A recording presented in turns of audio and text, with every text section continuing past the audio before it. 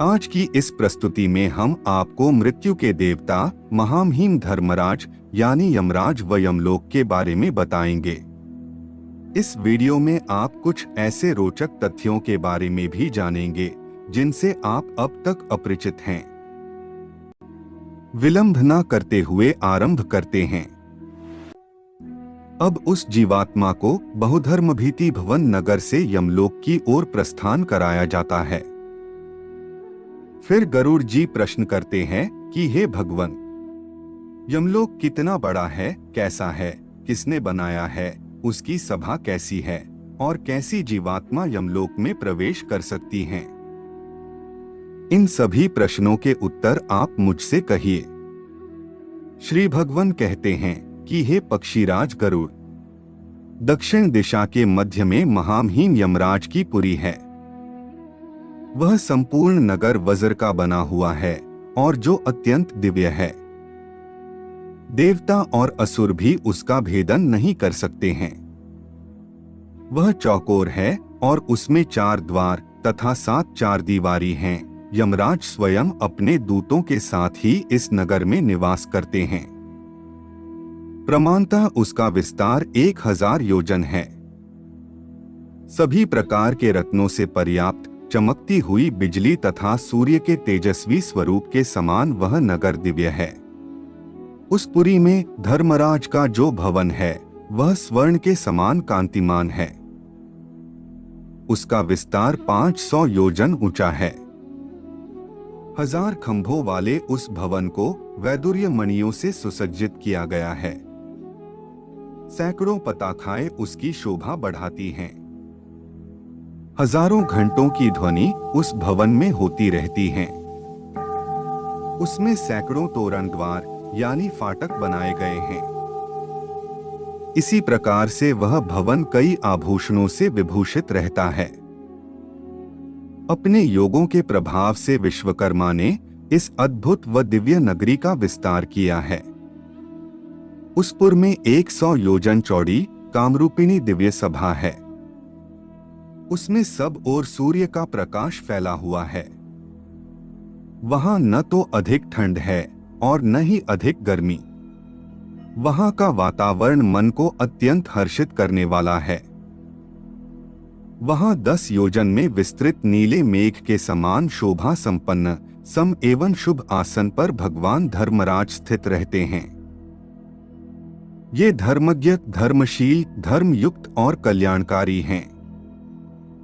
यही पापियों को भय देने वाले तथा पुण्यकारियों को सुख प्रदान करने वाले हैं।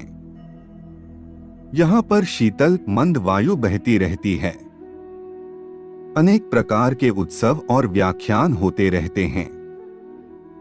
सदैव शंख आदि मांगलिक कार्यक्रमों की ध्वनि सुनाई देती है। उन्हीं के बीच धर्मराज का संपूर्ण समय बीतता है। उस पुर के मध्य भाग में प्रवेश करने पर चित्रगुप्त का भवन पड़ता है। अब यहाँ वह प्रेत एक हाथ मात्र के शरीर को त्याग कर अंगुष्ठ मात्र माप वाला वायुरूप धारण करता है। वायुरूप होकर भूख से पीड़ित वह जीव यमदूतों के साथ चित्रगुप्तपुर की ओर जाता है, जिसका विस्तार 25 योजन है और उसकी ऊंचाई 10 योजन है। वह लोहे की दीवारों के द्वारा चारों ओर से घिरा हुआ एक महादिव्य भवन है। इसमें आने जाने के लिए सैकड़ों गलियां हैं और सैकड़ों पताखाओं से यह सुशोभित रहता है। सैकड़ों दीपक इस भवन में प्रज्वलित रहते हैं। बंदीजनों के द्वारा गाने बजाने व गीत आदि की ध्वनियों से यह भवन गुंजायमान रहता है। चित्रगुप्त के इस भवन को सुंदर चित्रों से सजाया गया है। इस भवन में मुक्ता मणियों से निर्मित परम विस्मयकारी एक दिव्य आसन है, जिसके ऊपर बैठकर चित्रगुप्त मनुष्य अथवा अन्य प्राणियों की आयु गणना करते हैं। किसी के पुण्य और पाप के प्रति कभी उनमें मोह नहीं होता। जिसने जब तक जो कुछ भी अर्जित किया है वह उसे जानते हैं। वह 18 दोषों से रहित जीव द्वारा किए गए कर्म को लिखते हैं। जिसने जैसा शुभ या अशुभ कर्म इकट्ठा किया है वही सब चित्रगुप्त की आज्ञा से भोगना पड़ता है।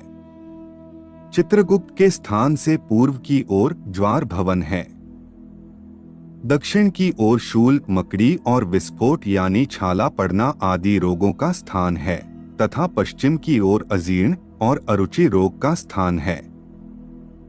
उत्तर की ओर रक्त रोग और पीलिया रोग का अथवा ईशान कोण में सिर की पीड़ा और अग्नि कोण में मूर्छा का स्थान बताया गया है।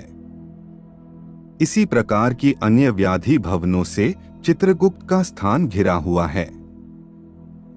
हे गरुड़, कोई भी प्राणी जो कुछ कर्म करता है वह सब कुछ चित्रगुप्त लिखते हैं। धर्मराज के भवन के द्वार पर रात दिन दूत गण उपस्थित रहते हैं।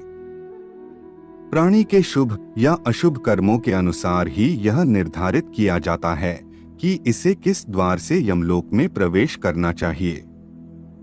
जो पापी व दुराचारी व्यक्ति होते हैं, यमदूत उन्हें यमलोक के दक्षिण द्वार से प्रवेश कराते हैं।